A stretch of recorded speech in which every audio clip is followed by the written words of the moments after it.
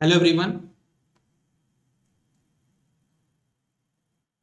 Welcome back to Amber Jyoti prime. हम लोग यहाँ पे अपना सेशन स्टार्ट करते हैं सिंक्रोस मशीन का। जो हमने अभी तक किया हुआ था ना, उसको हम लोग कंटिन्यू करते हैं।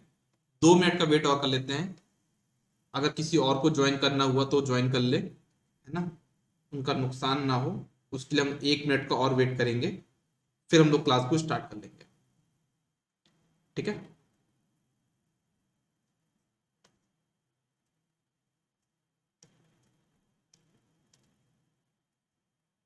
हम लोग यहाँ तक पहुंच चुके थे। अब एक चीज हमको और देखनी थी, वो ये था कि हमारा जो अल्टरनेटर है ना, उसमें इंड्यूस्ड ईएमएफ कितना होता है। एक क्वेश्चन ये बनता है हमारे अल्टरनेटर पे, इंड्यूस्ड ईएमएफ कितना होता है, उसकी वैल्यू पे हम थोड़ा सा आते हैं। तो हमारे पास यहाँ पे जो ई आर एम एस होता है, इंड्यूस्ड ईएमएफ, उसकी कौन सी value, R M S value, वो होता है आपका कितना, 4.44 के पी के डी पाई एफ टी। ये होता है आपके पास यहाँ पे क्या, ईएमएफ इक्वेशन का फॉर्मूला। ठीक है। जो आपका ईएमएफ जनरेशन होता है अल्टरनेटर में, उसका फॉर्मूला ये होता है 4.44 केपी के डी फाइव एम टी। अगर यहाँ पे बात करी जाए, केपी आपका क्या है, पिच फैक्टर, अभी हम लोग डिस्कस करेंगे, ये आपका पिच फैक्टर है।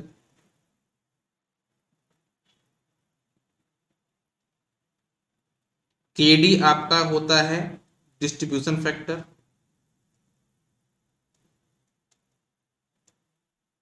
डिस्ट्रीब्यूशन फैक्टर 5 होता है यहाँ पे फ्लक्स पर पोल।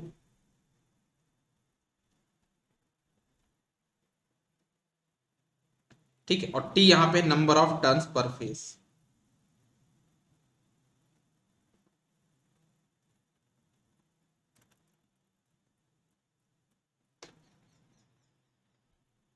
ठीक है। ये होता है आपका नंबर ऑफ टर्न पर फेस। ठीक है। ओके। अभी हम लोग केपी केडी के बारे में और डिस्कस करेंगे, है ना। अब हम थोड़ा देखते हैं कि हमारे अल्टरनेटर में हमने बोला ना कि हमको एक्साइटेशन देना पड़ता है। कहाँ पे देना पड़ता है, जो हमारी फील्ड वाइंडिंग है उसको एक्साइटेशन देना पड़ता है। तो हम लोग देखते हैं कितने तरीके हैं जिससे हम अपने अल्टरनेटर के फील्ड वाइंडिंग को एक्साइटेशन दे सकते हैं। तो हम उसको बोलते हैं क्या, आपका एक्साइटेशन मेथड। हमारे पास कौन कौन से एक्साइटेशन मेथड है, वो देखना आप लोग। यहाँ पे हेडिंग डालना एक्साइटेशन मेथड। एक्साइटेशन,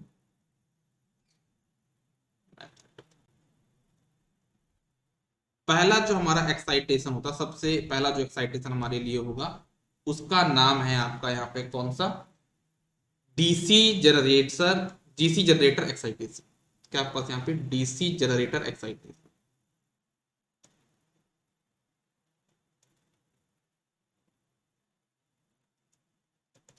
इस एक्साइटेशन के तौर पे हम लोग क्या करते हैं समझना।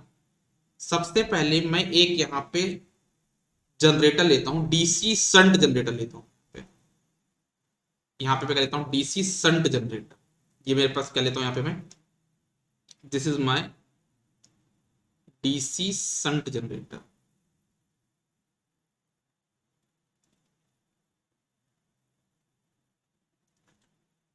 इसका जो भी आउटपुट आएगा, डीसी संट जनरेटर का जो भी आउटपुट आएगा, इलेक्ट्रिकल एनर्जी आएगी, उसको मैं देता हूं किसको, डीसी का एक और जनरेटर, उसको बोलता हूं डीसी सेपरेटली एक्साइटेड जनरेटर।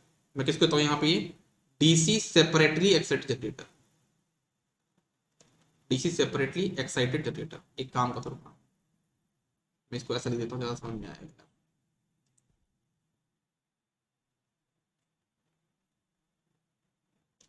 ये आपका था डीसी संट।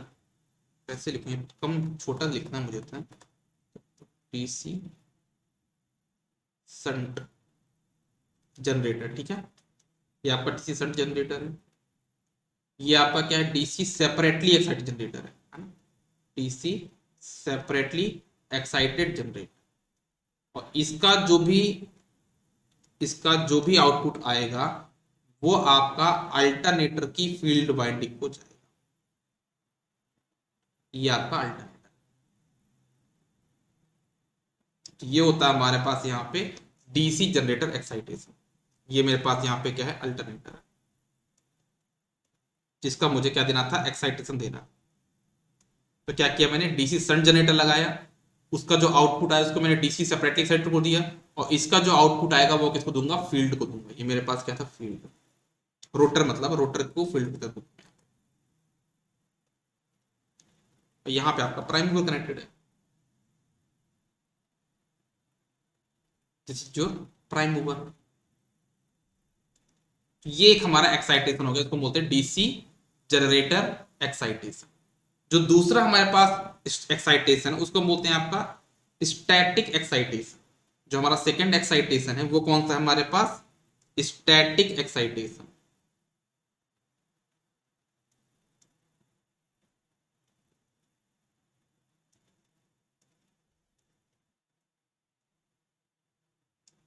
स्टैटिक एक्साइटेशन में क्या होता है, स्टैटिक एक्साइटेशन में क्या होता है, ये बड़ा इंटरेस्टिंग चीज है। जैसे मान लीजिए आपके पास यहाँ पे ये अल्टरनेटर है। अच्छा, इसमें एक क्वेश्चन बनता है, ये होता है आपका, इसमें जो एक्साइटेशन हम दो जनरेटर लगाए हैं इसको हम बोलते हैं पायलट,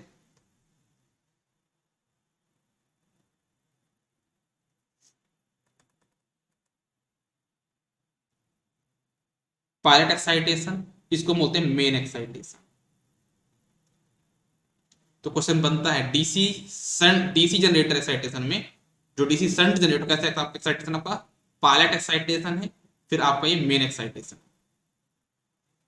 अब आपका स्टैटिक एक्साइटेशन में क्या होगा समझना, हमारे पास ऐसे मान लो ये अल्टरनेटर है, दिस इज अवर अल्टरनेटर। यहां पे हम इसको क्या देते हैं, इनपुट आपका प्राइम मूवर। हम इसको इनपुट यहाँ पे कौन सा, प्राइम मूवर इनपुट दिया, ठीक है। और हमने एक यहाँ पे बैटरी बैंक लिया है, यहाँ पे हमने क्या लिया, एक बैटरी का बैंक, और उससे बैटरी बैंक से हमने यहाँ पे फील्ड वाइंडिंग दिया इसको, है ना। हमने इसको क्या दिया, फील्ड वाइंडिंग को इनपुट दिया। तो क्या होगा, ये अल्टरनेटर है, इसको, ये आपका क्या था, बैटरी था, आपको बैटरी भी समझ आना, बैटरी है नहीं, मैं बोल रहा हूँ आप समझ आना, बैटरी है। तो आपके अल्टरनेटर को दोनों एक्साइटेशन मिल गया, आपका फील्ड एक्साइटेशन भी मिल गया बैटरी के थ्रू, और आपका प्राइम मूवर से क्या मिल गया, यहाँ पे आपको रोटेशन मिल गया। तो ये आपका ईएमएफ जनरेट करेगा, आउटपुट जनरेट करेगा, और जो आउटपुट जनरेट करेगा वो कैसा होगा, एसी होगा, ऑब्वियस सी बात है एसी होगा।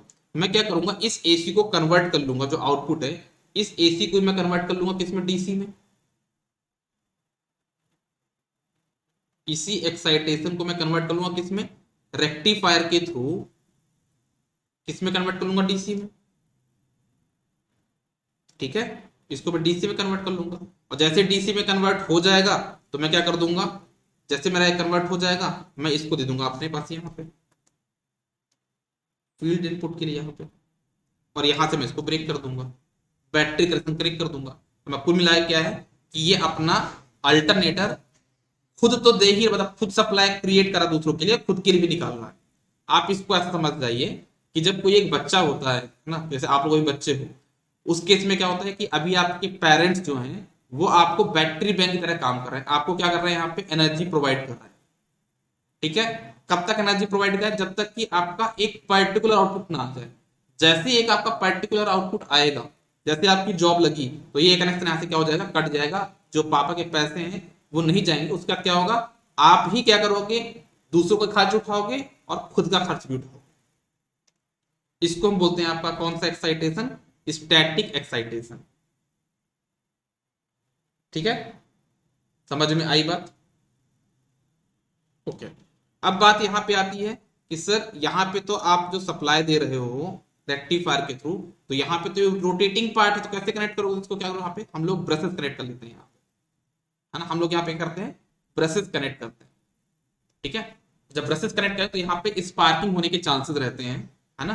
तो हम लोग यहाँ पे स्टैटिक एक्साइटेशन भी यूज नहीं करते, हम यहाँ पे यूज करते हैं कौन सा, ब्रशलेस एक्साइटेशन। एक नई टेक्निक होती है एक्साइटेशन की, वो क्या होती है देखना आप सभी लोग।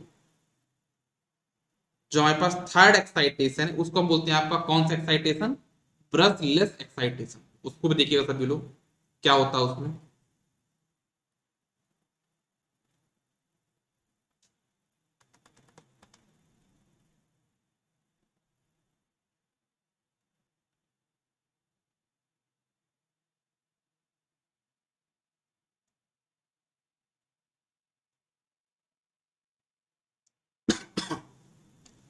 ब्रशलेस एक्साइटेशन में हम क्या करते हैं समझिएगा। सबसे पहले तो हमारे पास ये मान लो आपका मेन अल्टरनेटर है, ठीक है, this is our main alternator, इसको हमको एक्साइटेशन प्रोवाइड करना है, ठीक है। ये आपका मेन एक्साइटेशन का रोटर है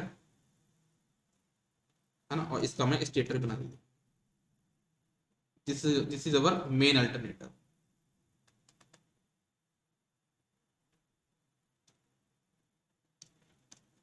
ठीक है। और इसके लिए हम एक यहाँ पे क्या लगाते हैं, एक हम लोग यहाँ पे लगाते हैं आपका और अल्टरनेटर, इसी के इसको हमको एक्साइट करना, तो इसको एक्साइट करने के लिए हम लोग एक अल्टरनेटर और लगाते हैं जो कि रोटेटिंग आर्मेचर वाला होता है। तो देखना एक अल्टरनेटर और लगाया हमने, एक अल्टरनेटर हमने और लगाया, और इसको हमने दिया ये आपका आर्मेचर है, ये आपका आर्मेचर है, और ये इसकी फील्ड वाइंडिंग,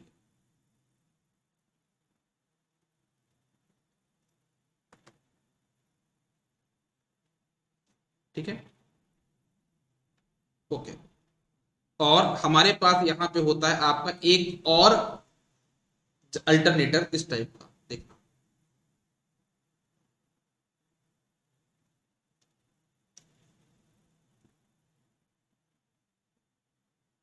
मतलब कुल मिला के मेन अल्टरनेटर के अलावा हमारे पास यहाँ पे दो अल्टरनेटर है ना, मेन अल्टरनेटर के अलावा हमारे पास यहाँ पे दो अल्टरनेटर है।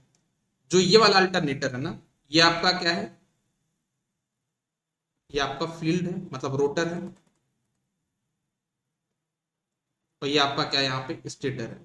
और इसमें हम लोग क्या करते हैं, ये परमानेंट मैग्नेट वाला, मतलब इसमें हम लोग क्या करते हैं, जो मैग्नेटिक फील्ड है ना, वो क्या होता है आपका परमानेंट मैग्नेट। जो ये वाला अल्टरनेटर है वो क्या आपका, मतलब इसमें फील्ड को क्रिएट करने के लिए हमको करंट फील्ड वाइंडिंग नहीं बनाते, हम इसमें क्या करते हैं, रोटर में लगाते हैं परमानेंट मैग्नेट। तो वो आपका permanent magnet already magnet create कर देगा, तो आपको फील्ड की जरूरत ही नहीं है। तो आपके पास ये कौन सा अल्टरनेटर है, परमानेंट मैग्नेट अल्टरनेटर। तो इससे क्या होगा, आपका ईएमएफ इंड्यूस होगा, हाँ या ना, होगा ना। इससे आपका क्या होगा, ईएमएफ इंड्यूस होगा। इसमें जो भी ईएमएफ इंड्यूस होगा आप इसको दे दोगे किसमें, इसमें जो भी ईएमएफ इंड्यूस होगा वो आप दे दोगे इसको, ठीक है। तो यहां पे लगा दो आप इसको डायोड व्हील, बताता हूं प्रॉपरली।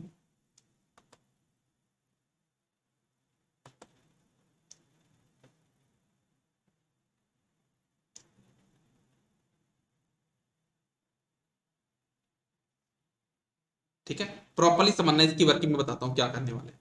सबसे पहले हमारे पास यहाँ पे एक अल्टरनेटर है, है ना, और वो जो अल्टरनेटर है वो आपका रोटेटिंग रोटर है ना, आपका जो रोटर वो रोटेटिंग कंडीशन पे है, और आपका जो कंडक्टर वो स्टेशनरी है, ठीक है। तो आपके पास ये परमानेंट मैग्नेट वाला है, तो यहाँ पे जब रोटर घूमेगा, शाफ्ट घूमेगी मेन अल्टरनेटर की, जब मेन अल्टरनेटर का प्राइम मूवर घूमेगा तो ये वाला रोटर भी घूमेगा, और जब ये घूमेगा तो इसमें ईएमएफ इंड्यूस होगा कहाँ पे, आपके इसके आर्मेचर में। इसके आर्मेचर पे जो भी ईएमएफ इंड्यूस हुआ वो हम दे देंगे अपने दूसरे वाले अल्टरनेटर को। और जो दूसरा अल्टरनेटर वो कैसा, आपका रोटेटिंग आर्मेचर, मतलब इसका फील्ड स्टेशनरी है, देखो ना ऊपर फील्ड है, ये आपका फील्ड है, तो ये आपका क्या हो जाएगा यहाँ पे, ये आपका फील्ड स्टेशनरी है ना। तो आपके पास रोटेट आर्मेचर रोटेट हो गया, तो आर्मेचर आप यहाँ पे क्या हो जाएगा, आपके पास यहाँ पे ईएमएफ इंड्यूस हो जाएगा, और जो भी ईएमएफ इंड्यूस होगा वो आप दे दोगे मेन अल्टरनेटर को, किसमें, वो अपने मेन अल्टरनेटर को दे दोगे किसमें, आपके रोटर को। तो इससे आपका ये एक्साइटेशन हो जाएगा, इसमें हमको कहीं पे भी ब्रश की रिक्वायरमेंट नहीं होती है, इसलिए हम इसको बोलते हैं ब्रशलेस एक्साइटेशन, ठीक है।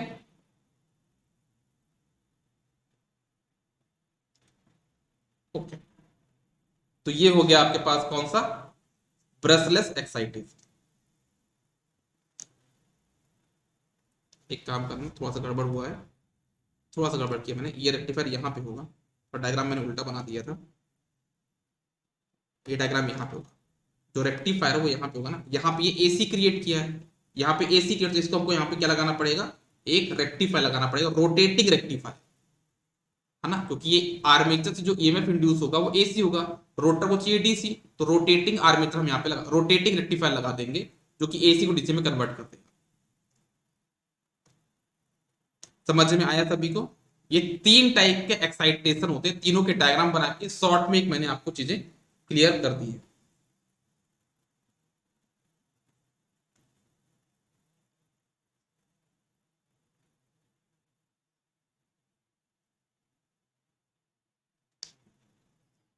सबको क्लियर है ये चीज? बताइए फटाक से, जिससे मैं आगे बढ़ूं।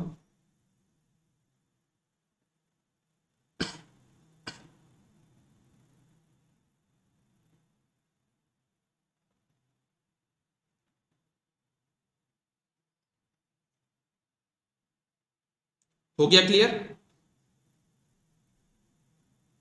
आप लोग के मैसेज नहीं आ रहे हैं। हम्म। हम्म।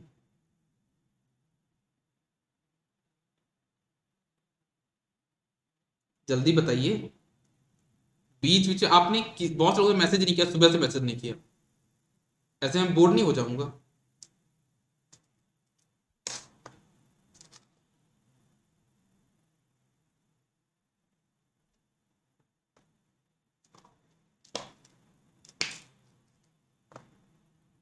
चलो आ जाओ, बहुत बढ़िया। ठीक है, अब हम लोग आगे बढ़ते, पहले अपने आप को मैं साइड में कर लूं। अब हम लोग आगे बढ़ते हैं अपने नेक्स्ट पार्ट पे।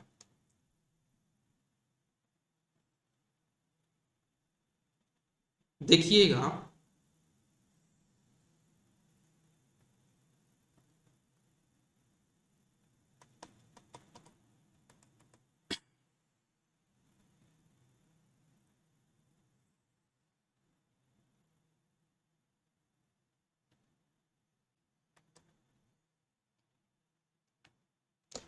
ठीक है, अब थोड़ा सा बात करते हैं हम किसके बारे में, हार्मोनिक्स के बारे में। अच्छा एक चीज समझना, जो हमारा ईएमएफ का जनरेशन होता है किस में होता है, हमारा ईएमएफ का जनरेशन होता है किस में होता है, वो साइनसोइडल होता है। हमारा जो ईएमएफ जनरेशन है वो कैसा होता है,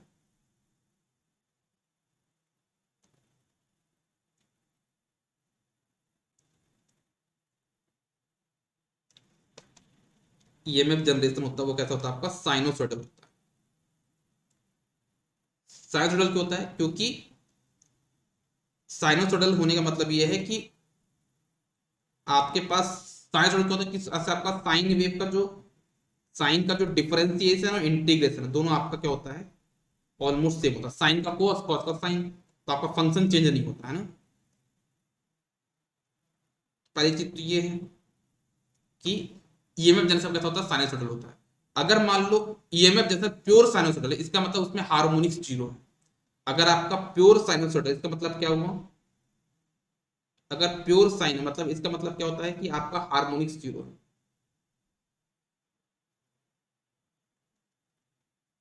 हार्मोनिक्स आपका जीरो है।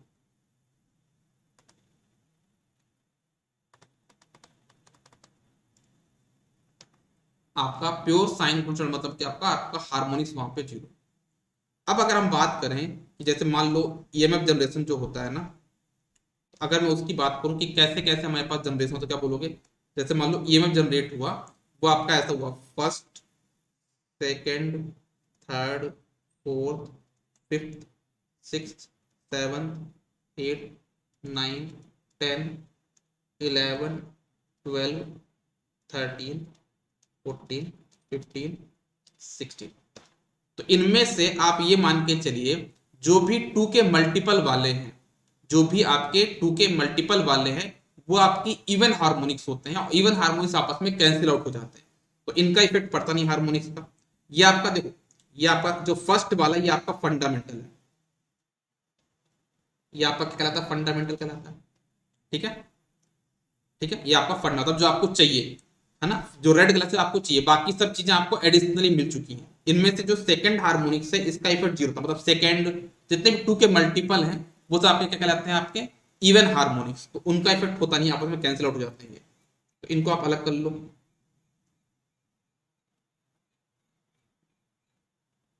ये आपके क्या हो गए, इवन हार्मोनिक्स।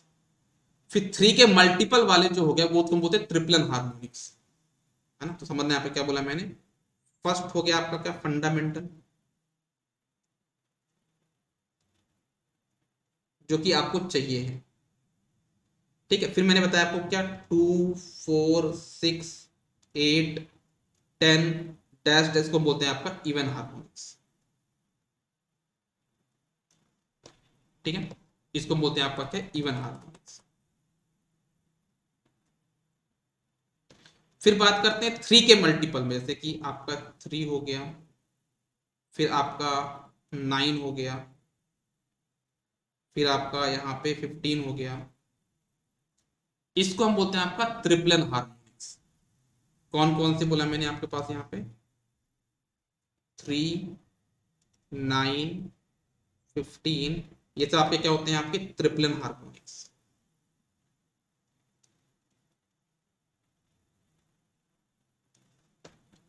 ठीक है, तो बच्चे आपके पास क्या, 5 7 11 13, इनको हम बोलते हैं आपके क्या, हायर, मतलब देखो आप ये समझो कि थर्ड फिफ्थ के बाद, देखो थर्ड फिफ्थ तक आप मान लो आपके क्या है, ये आपके डोमिनेंट हार्मोनिक्स है। ठीक है ना, और सेवेंथ के बाद जितने भी आपके वो क्या, आपके हायर ऑर्डर हार्मोनिक्स है। ठीक है, ओके, ओके,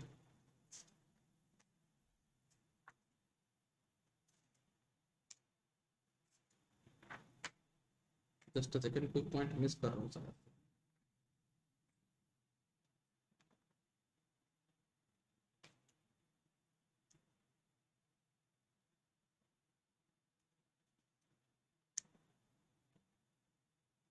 ठीक है, ये हो गया फंडामेंटल, हो गया इवन, हो गया ट्रिपल हार्मोनिक्स, हो गया। बचा आपके पास कौन सा, 5 7 11 13 डैश डैश, इनको हम बोलते हैं आपका स्पेस हार्मोनिक्स। इसको हम क्या बोलते हैं, आपका स्पेस हार्मोनिक्स। स्पेस हार्मोनिक्स का जो ऑर्डर होता है वो हमेशा क्या होता है, 6 के ± 1। स्पेस हार्मोनिक्स का जो ऑर्डर होता है वो क्या होता है, हमेशा 6 के ± 1 ऑर्डर होता है। ठीक है, अब जैसे अगर मान लो 6 के + 1 है, अगर आपके पास यहाँ पे क्या बोला मैंने, अगर मान लीजिए आपके पास यहाँ पे क्या है, 6 के + 1 है, भाई कहाँ गया पेन, अगर आपके पास यहाँ पे क्या है, 6 के + 1 हार्मोनिक्स है, तो वो आपका 6 के + 1 ये आपका रोटेट करता है किस डायरेक्शन में, क्लॉकवाइज डायरेक्शन। जो 6 के + 1 है वो आपका क्या करता है, आपका फॉरवर्ड डायरेक्शन, मतलब आपका क्लॉकवाइज, मान लो उसको फॉरवर्ड डायरेक्शन में रोटेट करता है, फॉरवर्ड डायरेक्शन। ठीक है, ये आपका फॉरवर्ड डायरेक्शन में रोटेट करता है। जो 6 के + 1 हार्मोनिक्स होंगे उनके जो एमएमएफ होंगे वो किस में होंगे, आपके 6 फॉरवर्ड डायरेक्शन में रोटेट करेंगे। मतलब अगर मान लो पूछा मैं आपसे, तो यहाँ पे समझना 6 के - 1 ये आप होते हैं रिवर्स डायरेक्शन। ठीक है, बताता हूँ आपको अभी, ये आप होता है रिवर्स डायरेक्शन। तो अगर आपसे पूछूं मैं कि जो फिफ्थ हार्मोनिक्स है उसका जो एमएमएफ है वो किस डायरेक्शन में रोटेट, क्या बोलोगे आप इसको, इसका जो स्पीड होगा, फिफ्थ हार्मोनिक्स का जो स्पीड होगा वो कितना हो जाएगा, NS/5 होगा। याद रखना कितना होता है, NS/5 होता है। मतलब क्या करना है, NS/5, 6 का कितना हो जाएगा, 7 कितना होगा, NS/7। तो समझ में आया है, एमएफ का जो आपका क्या बोलेंगे स्पीड होता कितना होगा आपका, NS/6 के ± 1। तो अगर पूछा फिफ्थ हार्मोनिक्स है वो किस डायरेक्शन में होगा, उसका मैग्नीट्यूड कितना होगा, एमएफ का ns/5, और किस डायरेक्शन में रोटेट होगा, फिफ्थ है, मतलब क्या होगा, 6 के-1 के इक्वल टू 1 लोगे तो 6 - 1 आएगा, मतलब क्या होगा, रिवर्स डायरेक्शन में रोटेट होगा ये। अगर मैं आपसे पूछूं कि जो 13th एमएमएफ है, 13th एमएमएफ है, उसका डायरेक्शन क्या होगा, उसका मैग्नीट्यूड क्या उतना होगा आपका, आरएमएफ को क्या बोलोगे इसके आप यहाँ पे, एमएफ का डायरेक्शन क्या होगा, तो क्या बोलोगे इसका मैग्नीट्यूड जगह कितना, ns/13। अब यहाँ पे देखोगे के इक्वल टू 1 लोगे, के इक्वल टू 2 लोगे तो 6×2 = 13, क्योंकि डायरेक्शन में होगा, फॉरवर्ड डायरेक्शन में होगा। समझ में आई बात।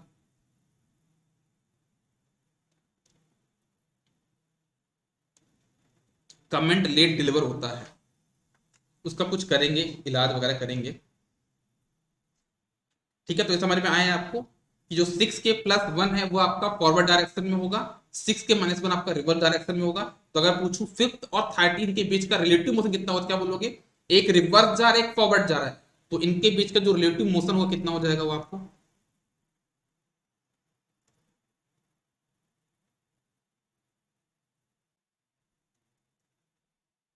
दोनों को ऐड कर दो, कितना, ns/5 प्लस ns/13।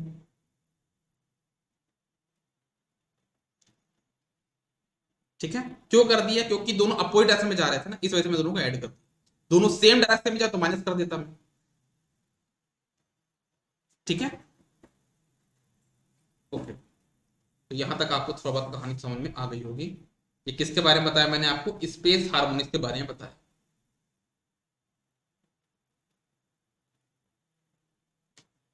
ठीक है, बहुत कहानी बची है अपनी। ठीक है, चलो, तो इतना आपको समझ में आ गया होगा। अब थोड़ा सा बात करते हैं यहाँ पे किसके बारे में, ट्रिप्लन हार्मोनिक्स के बारे में। देखो, इवन हार्मोनिक्स तो पहले से गायब है, क्योंकि आपस में कैंसिल आउट हो जाते है ना। बच्चे अपने पास क्या, ट्रिप्लन हार्मोनिक्स, बाकी जो 5, 7, 11, 13 आपके क्या है, स्पेस हार्मोनिक्स है।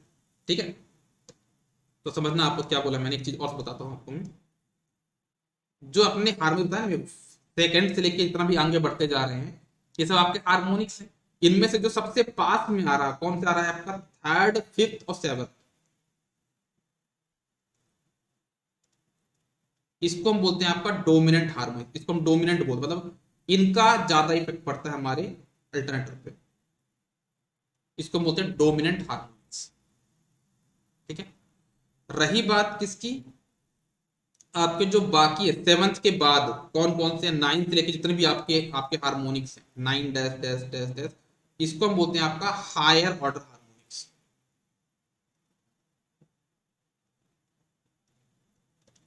ठीक है ना, थर्ड से लेके थर्ड, फिफ्थ, सिक्स, सेवंथ, ये आपके कहलाते हैं डोमिनेंट। उनके अलावा सब आपके कहलाते हैं क्या, हायर ऑर्डर हार्मोनिक्स। ठीक है, जैसा मैंने अभी आपको बताया, मान लो कि आपका यहां पे थर्ड हार्मोनिक्स है। ठीक है, इसका एमएमएफ जो होगा, उसका मैग्नीट्यूड क्या होता है, क्या बोलोगे, ns/3। कितना सिंपल है। मान लो यहाँ पे ऐसा देता हूं मैं, कोई मान लो पास केथ हार्मोनिक्स है, उसका जो हार एमएमएफ होगा, उसका आपका मैग्नीट्यूड कितना होगा, क्या बोलोगे, ns/k। जैसे मैंने यहाँ पे भी किया था, फिफ्थ हार्मोनिक्स का कितना, ns/5 हो गया था, 13 का ns/13 हो गया था, वैसे ही केथ एमएमएफ का कितना होगा, ns/k होगा। ठीक है, हम लोग यहाँ पे क्या करते हैं, हम लोग वाइंडिंग यूज करते हैं, जो आर्मेचर वाइंडिंग यूज करते हैं, है ना, वो दो तरीके यूज करते हैं, एक होता है शॉर्ट पिच, एक होती है डिस्ट्रीब्यूटेड। तो हम लोग शॉर्ट पिच वाइंडिंग के अंदर डिस्ट्रीब्यूटेड आता है, तो हम शॉर्ट पिच वाइंडिंग यूज करते हैं, तो उससे क्या होता है, हमारे maximum number of dominant harmonic कम हो जाते हैं, है ना। तो याद रखिएगा, हम शॉर्ट पिच वाइंडिंग क्यों यूज करते हैं, उसके पीछे का रीजन क्या है, तो क्या बोलोगे, शॉर्ट पिच वाइंडिंग का यूज करके हम लोग क्या करते हैं यहाँ पे, maximum of dominant harmonics reduce.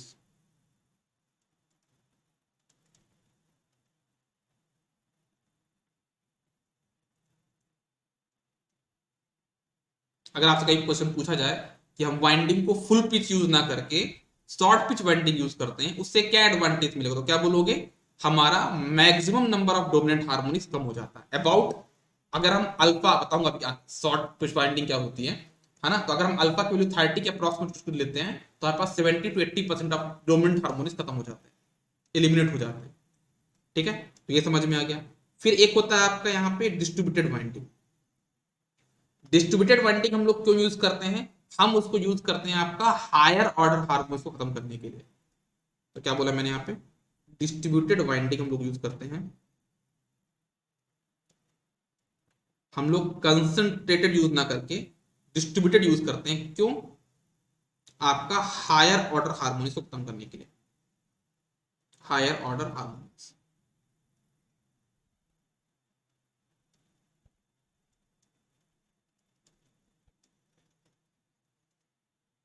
ठीक है, और हम लोग यहाँ पे फ्रैक्शनल स्लॉट वाइंडिंग यूज करते हैं। कौन सी वाइंडिंग?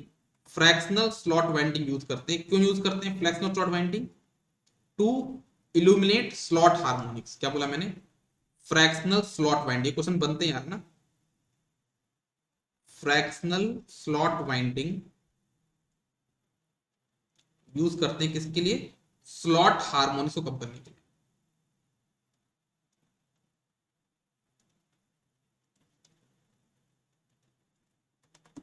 Slot harmonics. अब बोलो सर स्लॉट में बताया नहीं, और अरे स्लॉट हार्मोनिक्स कोई और नहीं, स्पेस हार्मोनिक्स को ही बोलते हैं।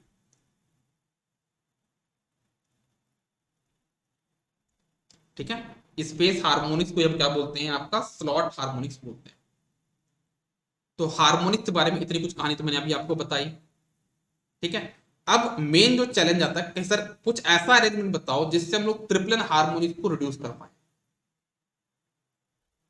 ठीक है, तो आपको ये समझना है कि ट्रिपलन हार्मोनिक्स जो है ना, वो जो है तो आपका,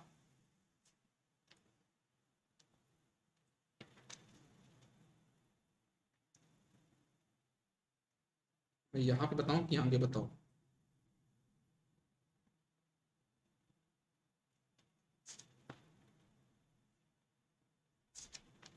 लिंक होना चाहिए ना।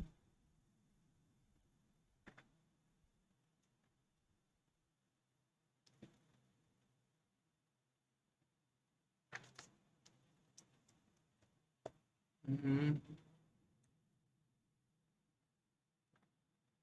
चलो अभी के लिए कुछ तो समझ लो, फिर आगे दोबारा एक्सप्लेन कर दूंगा ना, दोबारा और आएगा, क्योंकि अभी आप लोग को फेस बेल्ट के बारे में नहीं पता है, तो अभी उसके बारे में नहीं बोल सकता हूँ।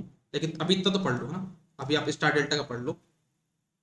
देखो, अगर हमारी जो आर्मेचर वाइंडिंग है, क्या बोला मैं, समझना प्रॉपर्ली, यहाँ बड़ी इंटरेस्टिंग बात कर रहा हूँ मैं। अगर आपकी आर्मेचर वाइंडिंग,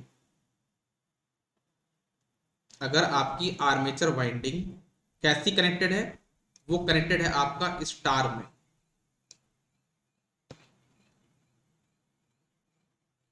है ना, आपका वो स्टार कनेक्टेड है। अगर वो स्टार कनेक्टेड है तो आपके पास स्टार कनेक्शन में थर्ड हार्मोनिक्स के लिए पाथ नहीं बनता है। तो आपके पास क्या बोलोगे यहाँ पे? फेस में, आपके फेस में थर्ड हार्मोनिक तो प्रेजेंट होगा लेकिन लाइन में एब्सेंट होगा। बहुत इंटरेस्टिंग बात बता रहा हूं मैं। आपके आर्मेचर में, अगर आपका आर्मेचर स्टार कनेक्टेड है तो आपके फेस में थर्ड हार्मोनिक प्रेजेंट होगा लेकिन लाइन में वो एब्सेंट होगा।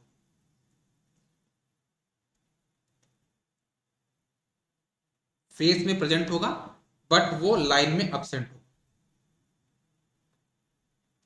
ठीक है, लेकिन अगर वो आपका डेल्टा कनेक्टेड है, अगर आपका आर्मेचर यहां पे क्या है, डेल्टा कनेक्टेड है, इफ डेल्टा कनेक्टेड, तो डेल्टा में आपके पास क्या होगा?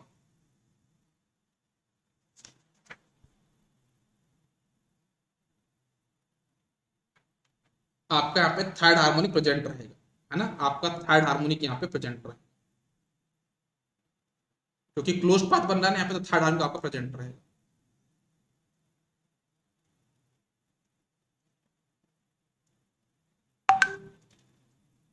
किसी को कोई डाउट आया? अच्छा, व्हाट्सएप पे मैसेज आ रहा है, इसको मैं हटा दूं पहले।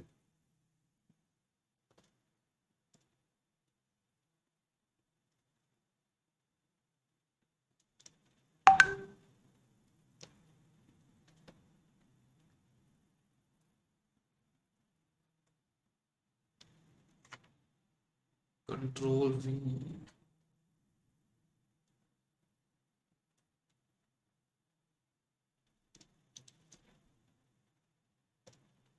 ठीक है, चलो। तो अगर आपका डेल्टा कनेक्शन है तो आपके पास यहाँ पे क्या होगा, थर्ड हार्मोनिक आपका यहाँ पे प्रेजेंट होगा।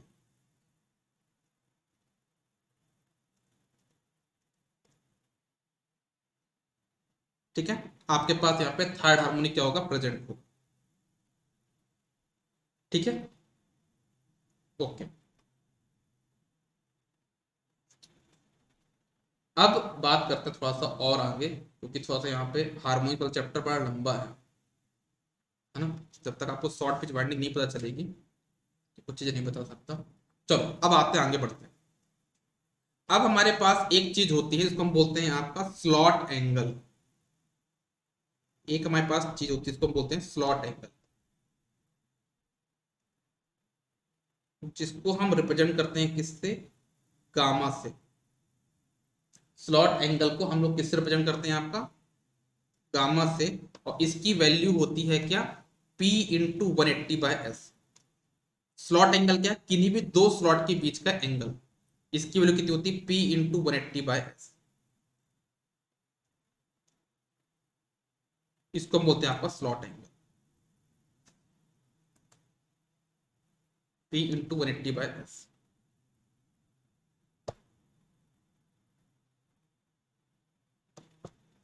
ठीक है, ओके।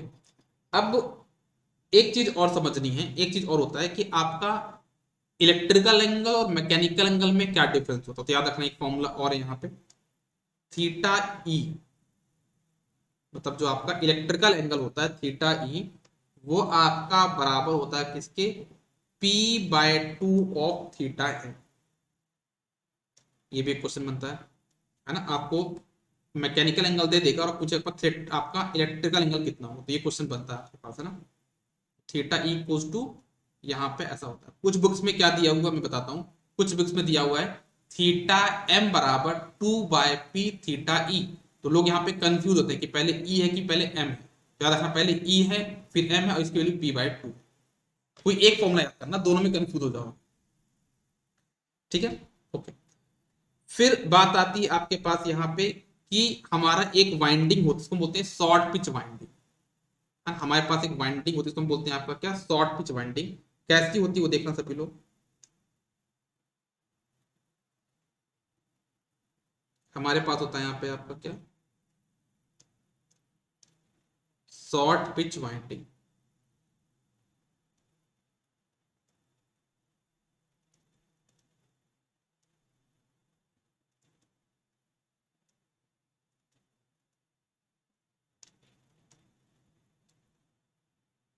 शॉर्ट पिच वाइंडिंग क्या होती है, तो अगर हम शॉर्ट पिच वाइंडिंग की बात करें तो हमारे पास क्या होता है समझना, इसको प्रॉपर्ली बताता हूँ मैं आपको। जैसे मान लो ये आप, मैंने पूरा अल्टरनेटर को ओपन कर दिया ना, मान लो 2 पोल का अल्टरनेटर है आपके पास, ये मैंने ओपन कर दिया।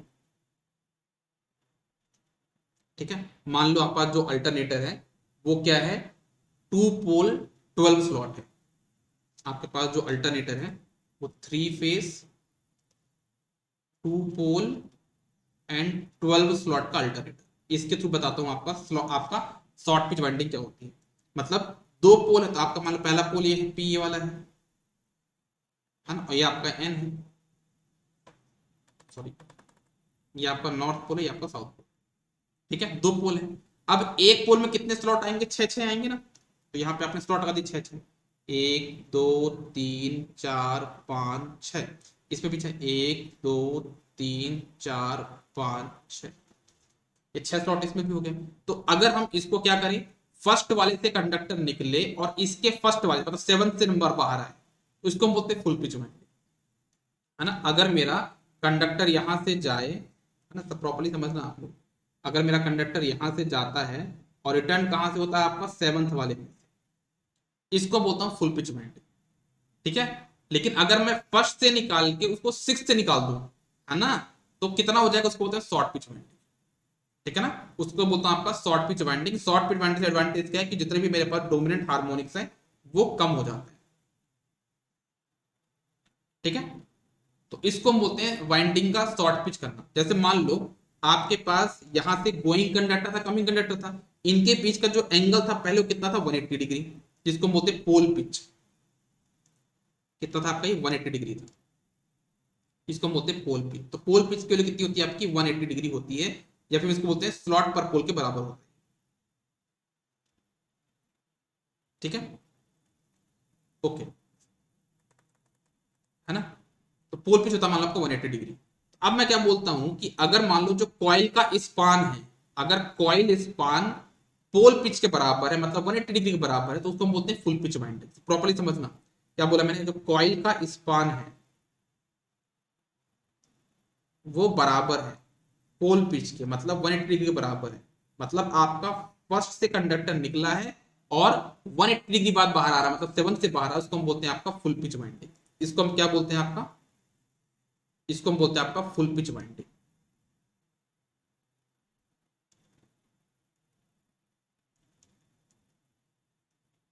ठीक है। इस केस में आपका बीटा कितना होता है आपका, 180 डिग्री। बीटा मतलब कि कितने पहले कंडक्टर से जहां से कंडक्टर, मतलब गोइंग कंडक्टर और कमिंग कंडक्टर के बीच का जो एंगल, उसको हम बोलते हैं बीटा। तो बीटा आप कितना होता है, 180 डिग्री। लेकिन अगर अगर हमारे पास यहाँ पे जो कॉइल स्पान है, जो कॉइल की लेंथ है, जो कॉइल का स्पान है, वो ऐसा है, क्या है, कॉइल स्पान 180 से कम है, मतलब कॉइल स्पान आपका यहाँ पे क्या है, कम है, पोल पिच से कम है, मतलब पोल पिच आपका कितना, 180 डिग्री है, और कॉइल स्पान आपका कम है, मतलब 180 पूरा नहीं, उसके पहले ही आपका कमिंग कंडक्टर आ गया, यहाँ से गोइंग कंडक्टर, यहाँ से कमिंग कंडक्टर पहले आ गया। तो इसको हम बोलते हैं आपका क्या, कि आपका कॉइल स्पान पोल पिच मतलब 180 से कम है, इसको हम बोलते हैं आपका शॉर्ट पिच वाइंडिंग।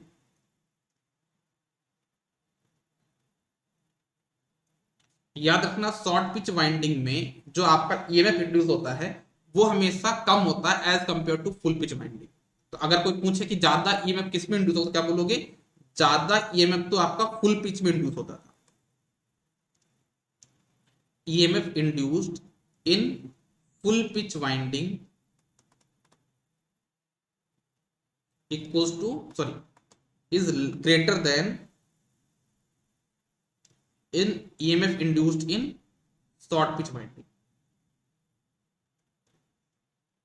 ठीक है।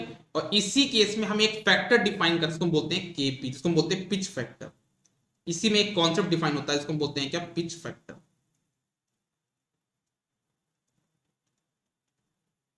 जिसको हम डिफाइन करते हैं किससे, रिप्रेजेंट करते हैं केपी से, जिसको हम डिफाइन करते हैं केपी से, पिच फैक्टर। तो पिच फैक्टर की वैल्यू कितनी होगी, कैसे डिफाइन करोगे, तो पिच फैक्टर आपका होता है यहाँ पे, पिच फैक्टर आपका होता है यहाँ पे, वो होता है केपी, है ना। इसकी वैल्यू होती है केपी की, कि आपका जो ईएमएफ इंड्यूस है ना, जब मान लो आपकी आर्मेचर कंडक्टर शॉर्ट पिच है तो कितना ईएमएफ इंड्यूस हुआ, डिवाइडेड बाय जब मैं उनको फुल पिच कर दूंगा तो कितना इंड्यूस होगा। इन दोनों के रेशियो को मैं बोलता हूं आपका पिच फैक्टर। मतलब ईएमएफ इंड्यूस्ड इन कंडक्टर जब वो क्या थे, शॉर्ट पिच थे, EMF induced in the conductor when it was short pitched divided by EMF induced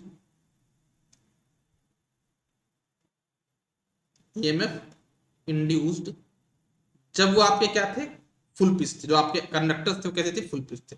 इन दोनों के जो रेशियो का हम क्या बोलते हैं आपका,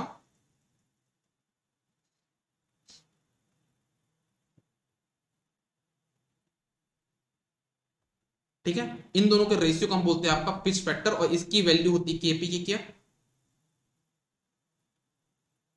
इसमें जो केपी की वैल्यू होती है वो होती है आपका कितना, कॉस अल्फा बाई 2, ये फॉर्मूला याद, कॉस अल्फा बाय 2।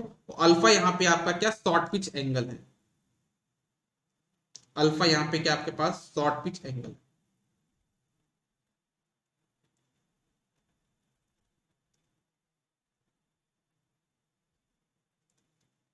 मतलब आप ये समझिए, अल्फा प्लस बीटा, बीटा आपका क्या टोटल एंगल था, गोइंग कंडक्टर और कमिंग कंडक्टर के बीच का जो एंगल है वो बीटा था। मान लो अगर वाइंडिंग शॉर्ट भी तो 180 तो होगा नहीं वो, तो क्या बोलोगे, अल्फा प्लस बीटा कितना होता है हमेशा, 180 डिग्री होता है।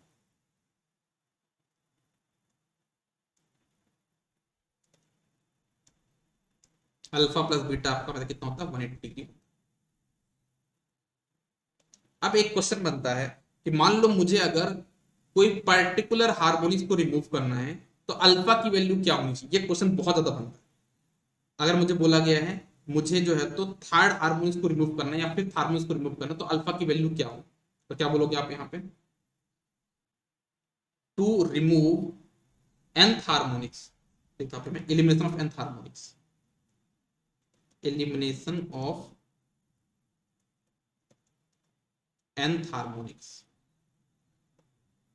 मतलब अगर आपको nth हार्मोनिक्स रिमूव करना, मतलब मान लो आप यहाँ पे सिक्स मतलब फिफ्थ हार्मोनिक्स रिमूव करना है, तो क्या करोगे आप यहाँ पे, अल्फा की वैल्यू हो जाएगी यहाँ पे 180 बाय,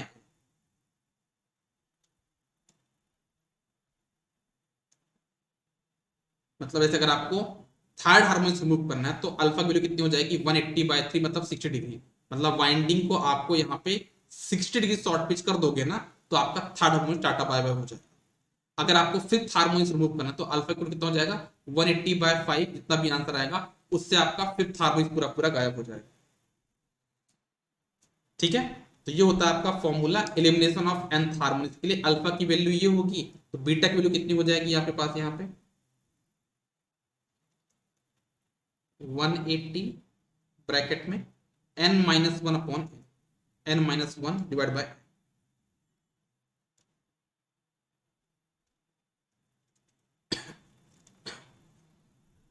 ठीक है।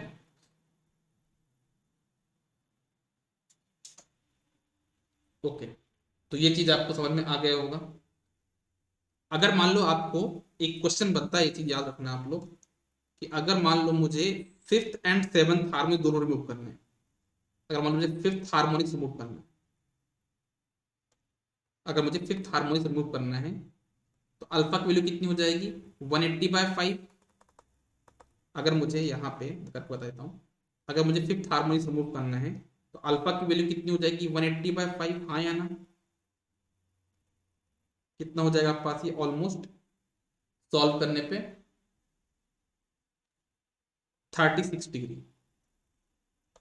अगर मुझे यहाँ पे रिमूव करना है कौन सा हार्मोनिक, सेवंथ हार्मोनिक्स, तब मेरे पास यहाँ पे अल्फा की वैल्यू हो जाएगी कितनी,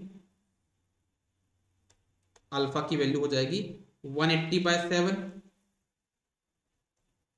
सॉल्व करने में कितना आ जाएगा ये आपका 25.4 डिग्री। लेकिन अगर मुझे दोनों रिमूव करना है, मुझे फिफ्थ एंड सेवंथ को दोनों को रिमूव करना है, फिफ्थ एंड सेवंथ बोथ, तो मुझे क्या करना होगा, इन दोनों के अल्फा का मुझे एवरेज निकालना पड़ेगा, मतलब कितना हो जाएगा मेरे पास यहाँ पे आंसर, 36 प्लस 25.4 डिवाइड बाय 2, इन दोनों का मुझे एवरेज निकालना पड़ेगा, तो कितना आ जाएगा एवरेज करने पे, आपका आ जाएगा कितना, 30 डिग्री। तो याद रखना अप्रोक्सीमेट अगर आप अल्फा की वैल्यू 30 डिग्री लोगे तो आपके फिफ्थ और सेवंथ हार्मोनिक दोनों रिमूव हो जाएंगे। ठीक है ना, अगर आपके पास अल्फा की वैल्यू 30 डिग्री है तो आपके third harm sorry fifth harmonics और सेवंथ हार्मोनिक्स ऑलमोस्ट 90% एलिमिनेट हो जाएंगे। ठीक है, तो ये आपका समझ में आ गया होगा आई थिंक।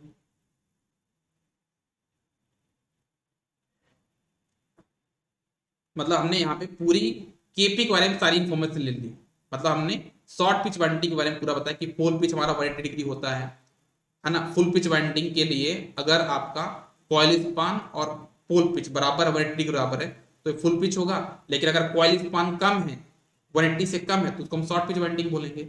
जो ईएमएफ का जनरेशन होता है फुल में ज्यादा होगा, शॉर्ट में कम होगा। ठीक है, पिच फैक्टर क्या होता है आपका, ये बताया फॉर्मूला मैंने, उसकी वैल्यू कितनी होती है ये बताया, है ना। अल्फा प्लस बीटा 180 डिग्री होता है, अगर किसी हार्मोनिक्स को रिमूव करना है उसके लिए अल्फा की वैल्यू क्या होनी चाहिए, बीटा की वैल्यू क्या होनी चाहिए, वो सारी चीजें मैंने आपको यहाँ पे बता दी है। ठीक है, अब आता है आपके पास यहाँ पे एक नया कॉन्सेप्ट जिसको हम बोलते हैं फेस स्प्रेड। है ना, एक नया कॉन्सेप्ट आता है, फेस स्प्रेड क्या। ठीक है, ओके, इसको बताऊंगा मैं नेक्स्ट पेज में, यही बता दूं, यही बता देता हूँ। पहले अपने आप को साइड में कर लूं मैं।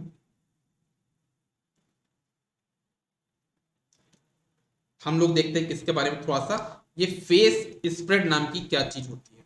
फेस स्प्रेड, हेडिंग डाल लो आप लोग यहाँ पे, फेस स्प्रेड नाम की क्या चीज होती है।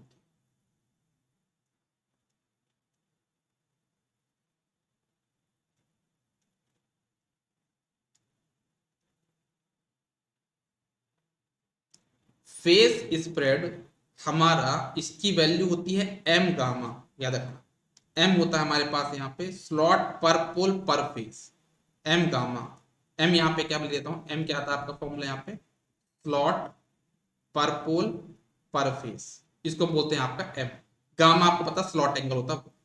तो फेस स्प्रेड क्या होता है कि मान लो आपका सिंगल फेस है या टू फेस है या थ्री फेस है, कोई भी फेस है, आप उसमें फेस स्प्रेड बता चलो कितना फेस स्प्रेड होगा। ठीक है, तो अगर मान लो आपसे पूछे इसका फॉर्मूला क्या होगा, क्या बोलोगे इसका, फेस स्प्रेड का फॉर्मूला होता है कितना, 180/n। कितना होता है फॉर्मूला इसका, 180/n। यहाँ पे क्या फेस, जैसे मान लो अगर मैं आपसे पूछता हूं सिंगल फेस के लिए, सिंगल फेस के लिए फेस स्प्रेड क्या होता है, क्या बोलोगे, सिंगल फेस के लिए फेस स्प्रेड कितना हो तो क्या बोलोगे, आप बोलोगे 180/1, फॉर्मूला के हिसाब से 180/1 तक था 180 डिग्री। ठीक है, अगर मैं आपसे पूछूं टू फेस के लिए, टू फेस के लिए फेस स्प्रेड कितना हो तो क्या बोलोगे, सेम फॉर्मूला में पुट कर दो, कितना हो जाएगा, टू फेस सिस्टम के लिए फेस स्प्रेड कितना हो जाएगा, 180/2, कितना, 90 डिग्री। लेकिन अगर कोई पूछे थ्री फेस सिस्टम के लिए कितना फेस स्प्रेड हो तो क्या बोलोगे, थ्री फेस के लिए जो फेस स्प्रेड होगा वो होता है आपका कितना, 180/3, कितना हो जाएगा 60 डिग्री। तो ये आपको समझना होगा कि हमारा फेस स्प्रेड सिंगल फेस में कितना होता है, टू फेस में कितना होता है और थ्री फेस में कितना होता है। तो हमारा जो यहाँ पे पढ़ रहा है किसके लिए, थ्री फेस के लिए पढ़ रहे हैं, तो थ्री फेस में जो फेस स्प्रेड होगा वो कितना होता है, 60 डिग्री होता है। ठीक है,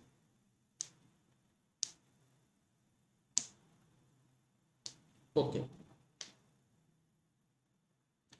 इतना नोट कर लो फिर अपन आगे बढ़े।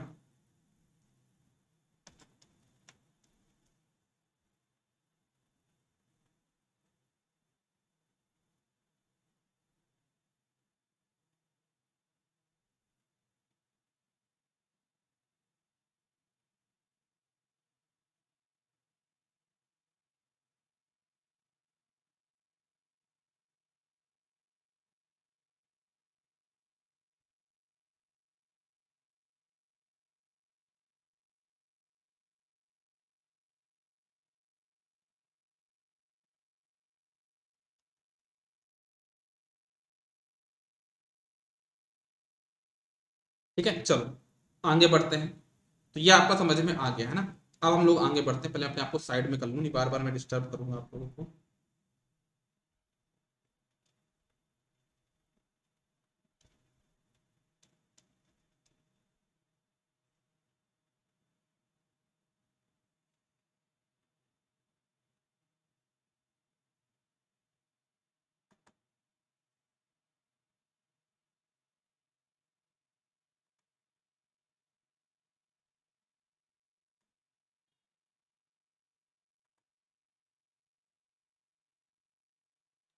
ठीक है, चलिए।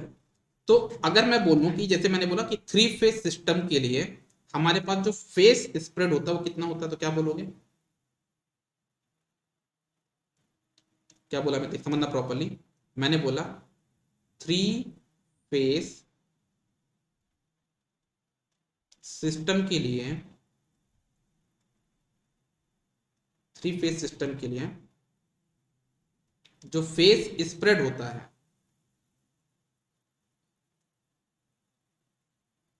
हमारे पास जो फेस स्प्रेड होगा वो होता है आपका, मैं इसको पीएस ले जाता हूँ, पूरा नहीं लिखते हैं ना, यहाँ पे लेता हूँ पी एस, मतलब समझ जाना फेस स्प्रेड की बात कर रहा हूँ यहाँ पे मैं।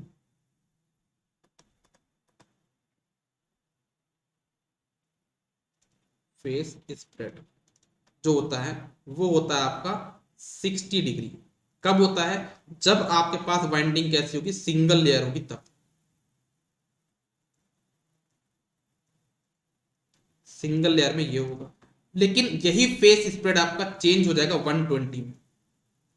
यही जो फेस स्प्रेड है वो आपका चेंज हो जाएगा कितना, 120 डिग्री में। कब हो जाएगा? जब आपके पास वाइंडिंग क्या होगी, डबल लेयर, मतलब एक स्लॉट में दो वाइंडिंग पुट करती। एक स्लॉट पहले एक कंडक्टर था, अगर एक स्लॉट में दो कंडक्टर पुट करते क्या बोलते हैं, डबल लेयर वाइंडिंग।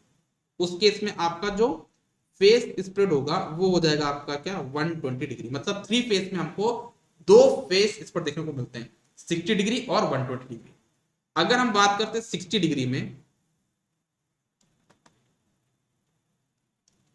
इन 60 डिग्री,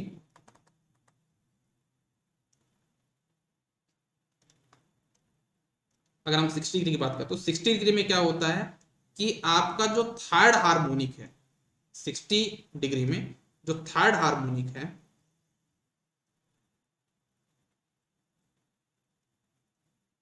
ना, जो थर्ड हार्मोनिक है वो आपका वो आपका फेस में, लाइन में तो प्रेजेंट है, लाइन में प्रेजेंट है,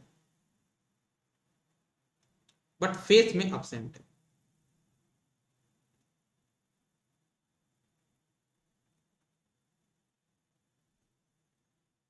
कुछ गड़बड़ बोल दिया क्या मैंने?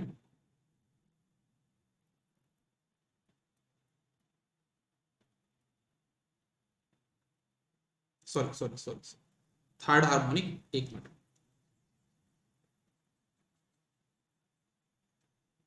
आपका यहाँ पे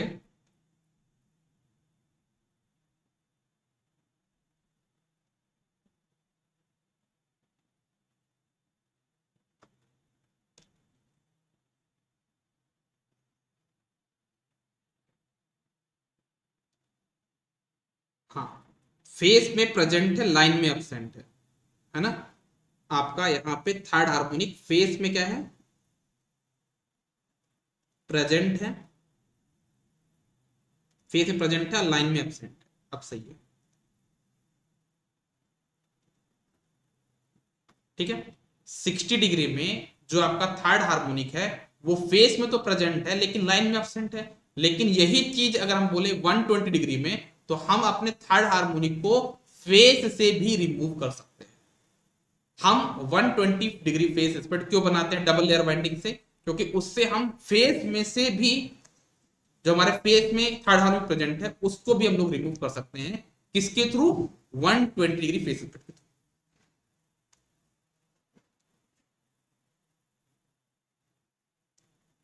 है ना। तो ये मैंने बोला आपका, इन 120 डिग्री फेस स्प्रेड हमारा जो थर्ड हार्मोनिक है वो हमारा फेस से भी रिमूव हो चुका।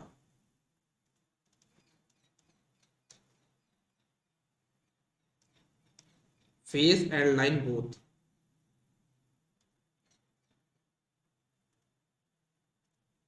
अपसेंट, ठीक है। ओके, एक चीज याद रखना, जैसे मैंने बताया आपको, सिंगल लेयर वाइंडिंग से आपको जो फेस स्प्रेड मिलता है वो 60 डिग्री, लेकिन डबल लेयर वाइंडिंग से आपको दोनों फेस स्प्रेड मिलते हैं, 120 मिलता है और 60 मिलता है। मैं लिख देता हूँ, ज्यादा क्लियर हो गया यहाँ पे, मैं दोनों लिख देता हूँ ना यहाँ पे, यही पे समझ में आ जाएगा। आपका 120 मिलता है और 60 मिलता है, ये आपके ऊपर डिपेंड करता है, किससे, डबल लेयर वाइंडिंग से। ऐसा नहीं कि डबल लेयर बाइंडिंग को तो आपको 60 मिल नहीं सकता, डबल लेयर बाइंडिंग से आपको 60 मिल सकता है और 120 भी मिल सकता है, ठीक है। ओके, ये हो गया आपके किसके बारे में, थर्ड हार्मोनिक के बारे में बहुत कुछ कहानी हमने पढ़ ली। अब हमारे पास आता है डिस्ट्रीब्यूशन फैक्टर, जिसको हम बोलते हैं क्या, डिस्ट्रीब्यूशन फैक्टर, के डी।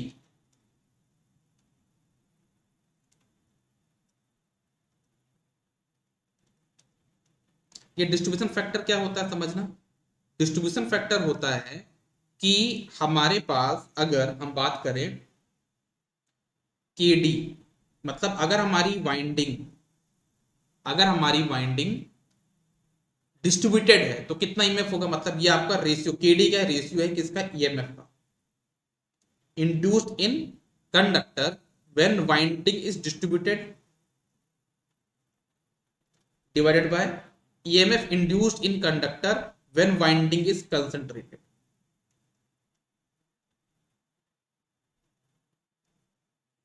ठीक है ना, अगर आपकी वाइंडिंग डिस्ट्रीब्यूटेड तो कितना ईएमएफ इंड्यूस होगा, और अगर आपकी जो ईएमएफ है अगर वाइंडिंग आपकी कंसंट्रेटेड है तो उसमें कितना ईएमएफ इंड्यूस होगा, इन दोनों के रेशियो का हम बोलते हैं आपका केडी। और केडी की वैल्यू हमारे पास यहाँ पे क्या होती है, वो हमारे पास होती है sine M gamma by 2 divided by M sine gamma by 2।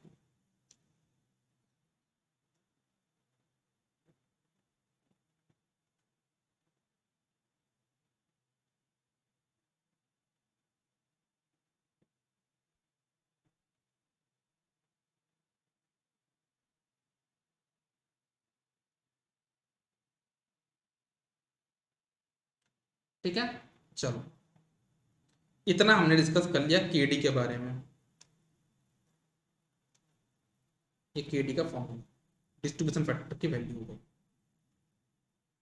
एक बात ध्यान देना, केपी और केडी की वैल्यू हमेशा 1 से कम होती है, क्योंकि ऐसा तो हो नहीं सकता कि डिस्ट्रीब्यूटेड वाइंडिंग कर दोगे तो ईएमएफ ज्यादा हो जाएगा, वो तो कम ही होगा। कंसंट्रेटेड में ज्यादा होता है, डिस्ट्रीब्यूटेड में कम होगा, तो केडी की वैल्यू लेस देन 1 होगी। ठीक है, अगर केडी इक्वल टू 1 हो गया मतलब वाइंडिंग आपकी कंसंट्रेटेड है। ठीक है ना, अगर केडी इक्वल टू 1 हो गया दैट मींस जो आपका वाइंडिंग है वो आपकी क्या है, कंसंट्रेटेड। एक नया टर्म होता है जिसको हम बोलते हैं के डब्ल्यू, वाइंडिंग फैक्टर। तो के डब्ल्यू की वैल्यू क्या होती है, के डब्ल्यू होता है आपका केपी इंटू के डी, मतलब pitch factor into distribution factor, इन दोनों को मल्टीप्लाई कर दो तो आपका जाता है यहाँ पे क्या, वाइंडिंग फैक्टर। के डब्ल्यू को हम क्या बोलते हैं, वाइंडिंग फैक्टर बोलते हैं।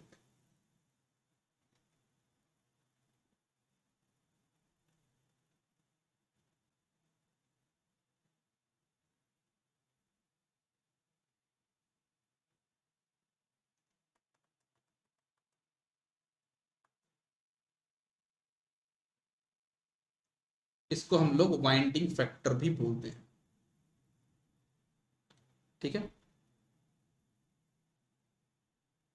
ओके, चलिए अब एक चीज और बनती, बहुत इंपॉर्टेंट क्वेश्चन बनता है, जैसे मान लो बोला जाता है कि आपका 3 फेज को 2 फेज में कन्वर्ट करो तो केवीए में क्या चेंज होगा, 3 फेज को सिंगल फेज में लोगे तो केवीए में कितना चेंज होगा, 3 फेज 60 डिग्री को 3 फेज 120 डिग्री में कन्वर्ट करोगे तो कितना आपका केवीए होगा या कितना आपका ईएमएफ होगा, इन दोनों का जो रेशियो होता है ना वो बड़ा इंपॉर्टेंट होता है।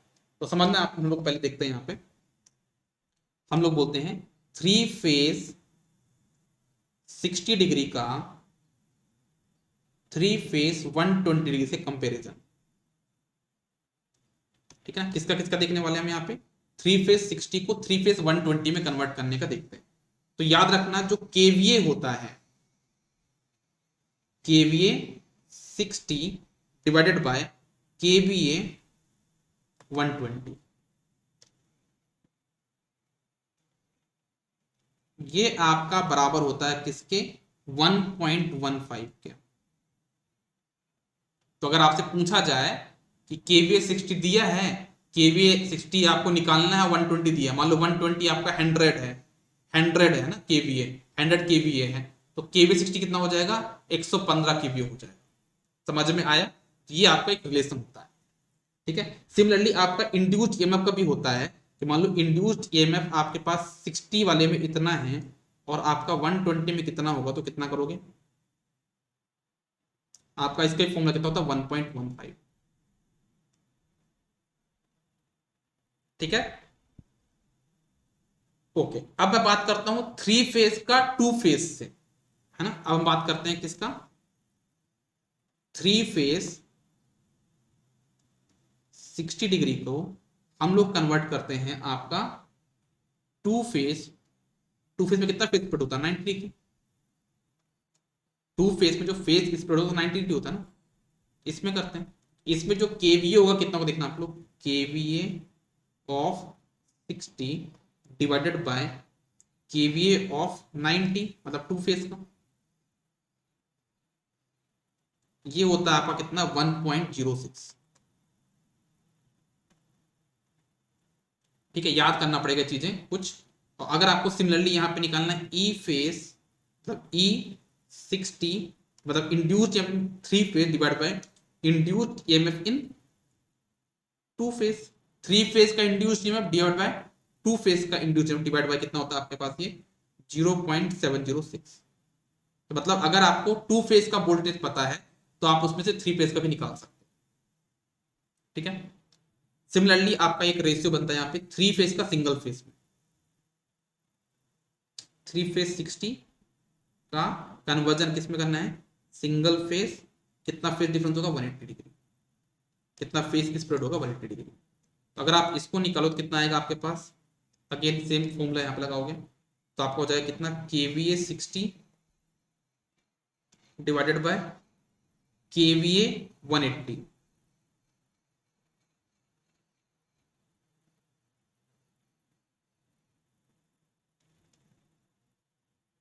ये आपका हो जाता है कितना, 1.5 के बराबर।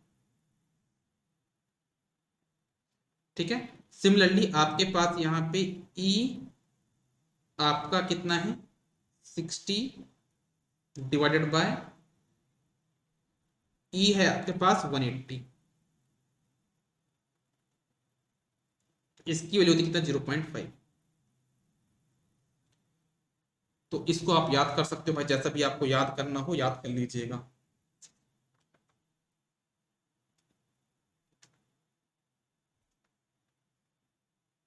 ठीक है,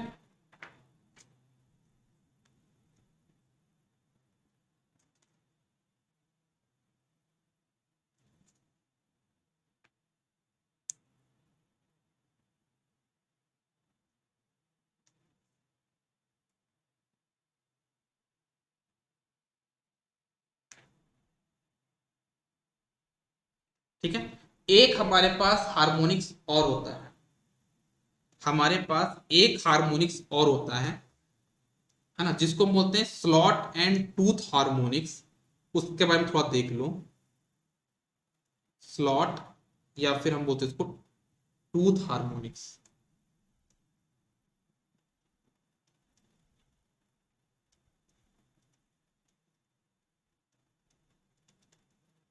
ये आपके क्या होते हैं, ये जो हार्मोनिक्स होते हैं ये आते हैं किसकी वजह से, आपके जो स्लॉट है उसके रिलक्टेंस की वजह से, वेरिएबल रिलक्टेंस की वजह से, वेरिएबल रिलक्टेंस ऑफ स्लॉट, नाम ये ना स्लॉट हार्मोनिक। तो ये आपके आते हैं किसकी वजह से, वेरिएबल रिलक्टेंस ऑफ स्लॉट्स, इसकी वजह से ये आपके हार्मोनिक्स आते हैं।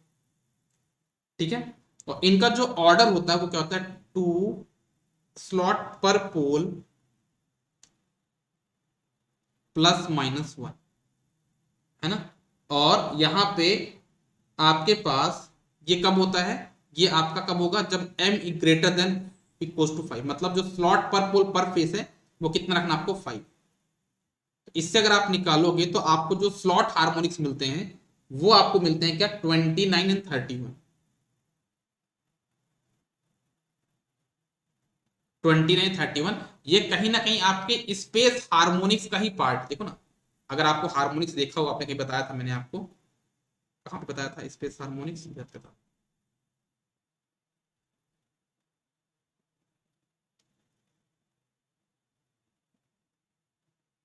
ये जो आपका स्पेस हार्मोनिक्स था ना, ये 5 7 11 30, इसको आगे बढ़ाते जाओगे तो 29 और 31 भी आएगा। अगर आप पे के इक्वल टू 5 पुट कर दो, क्या कर दो, के इक्वल टू 5, तो क्या आ जाएगा, 6 5 30 प्लस माइनस 1, 29 और 31 मिल जाएगा ना। तो आपका जो स्लॉट हार्मोनिक्स है वो स्पेस हार्मोनिक्स का ही टाइप है। बट ये जो हार्मोनिक्स आए हैं वो किसकी वजह से आए हैं, आपके जो स्लॉट हैं उसमें जो वेरिएबल रिलेक्टेंस आया है उसकी वजह से हमारे ये हार्मोनिक्स आए हैं। उसको हम बोलते हैं आपका स्लॉट या फिर टूथ हार्मोनिक्स। ठीक है,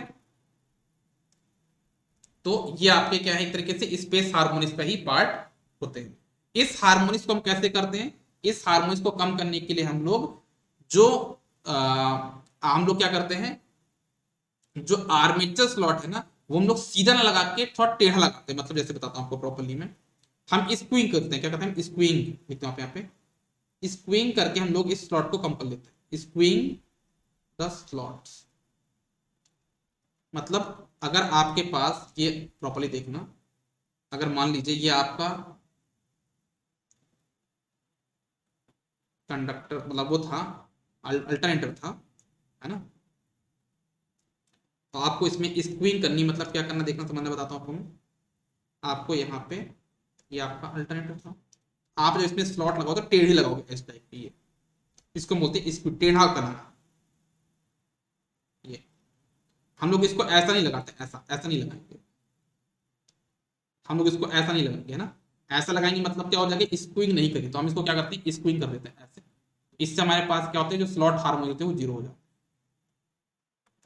हम इस स्लॉट को स्क्विंग करके हम लोग क्या कर सकते हैं, यहाँ पे हम लोग यहाँ पे स्लॉट एंड टूथ हार्मोनिक्स को कम कर सकते हैं। ठीक है, ओके। फिर एक होता है आरएमएफ का कॉन्सेप्ट, है ना, हमारा जो रोटेटिंग मैग्नेटिक फील्ड है आरएमएफ, उसकी कंडीशन क्या है, उसके लिए कंडीशन ये है कि हमारे पास जो इलेक्ट्रिकल एंगल है ना, electrical angle and mechanical angle, है ना, वो कितना हो 180 डिग्री, वो हमारे पास यहाँ पे क्या है, आपका आरएमएफ की कंडीशन है कि जो आपका जो तीन फेस है आर वाई बी, उनके बीच का इलेक्ट सॉरी 120 इनके बीच का जो आर वाई बी है ना, उनके बीच का इलेक्ट्रिकली वो 120 डिग्री हो और मैकेनिकली भी 120 डिग्री प्लेस्ड हो, तो उनमें आपके पास क्या होता है, आपका रोटेटिंग मैग्नेटिक फील्ड क्रिएट होता है। और रोटेटिंग मैग्नेटिक फील्ड का जो रिजल्टेंट होता है एफ आर, जो मैग्नीट्यूड होता है वो होता है 3/2 times of maximum value of F M. मतलब जो आपका मैक्सिमम आपका आरएमएफ की वैल्यू होगी, है ना, उसका 3/2 करके आप क्या निकाल सकते हैं यहाँ पे, रोटेटिंग मैग्नेटिक फील्ड की मैग्नीट्यूड। मतलब ये आपका एफ आर है वो क्या, रोटेटिंग मैग्नेटिक फील्ड है, जिसकी वैल्यू कितनी है 1.5 इंटू एफ एम। ये क्वेश्चन बनता है ना, आपके एफ एम की वैल्यू दे देगा और आपसे एफ आर की वैल्यू पूछेगा। अगर एफ आर की, अगर मान लो एफ एम की वैल्यू 200 है, तो एफ आर कितना हो जाएगा 3/2 इंटू 200, तो 2 से 100 कैंसिल हो जाएगा, तो कितना हो जाएगा 300। इस टाइप का क्वेश्चन यहाँ पे बनते हैं आरएमएफ के लिए। ठीक है, एक और क्वेश्चन बनता है जिसको हम बोलते हैं आपका क्या, कि अगर आपको टॉर्क चाहिए, यूनिडायरेक्शनल टॉर्क चाहिए है, तो आपका स्टेटर और रोटर दोनों के मैग्नेटिक फील्ड आपस में एक दूसरे के रिस्पेक्ट में स्टेशनरी होनी चाहिए, है ना। अगर आपको यूनिडायरेक्शनल टॉर्क चाहिए है, अगर आपको क्या चाहिए है, यूनिडायरेक्शनल टॉर्क, तो आपका दोनों फील्ड आपस में क्या होने चाहिए, स्टेशनरी होने चाहिए। For production of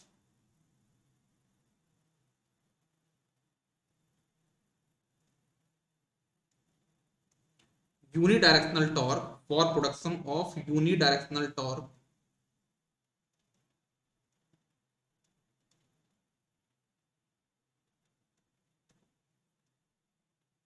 both the field should have, both the field should have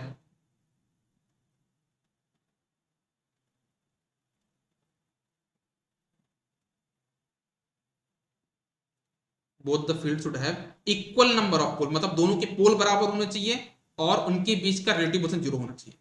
both the field should have equal number of pole, equal number of pole, equal number of pole, and relative speed should be zero, and relative speed should be zero, and relative speed should be zero।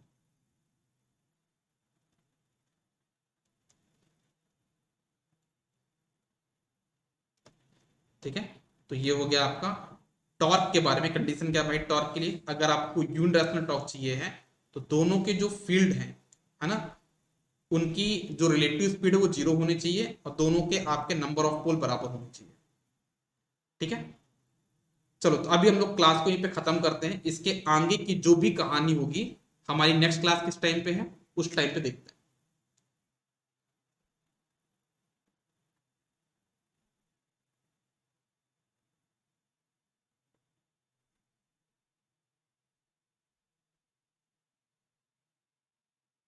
चलिए मिलते हैं next class में। Bye bye, take care.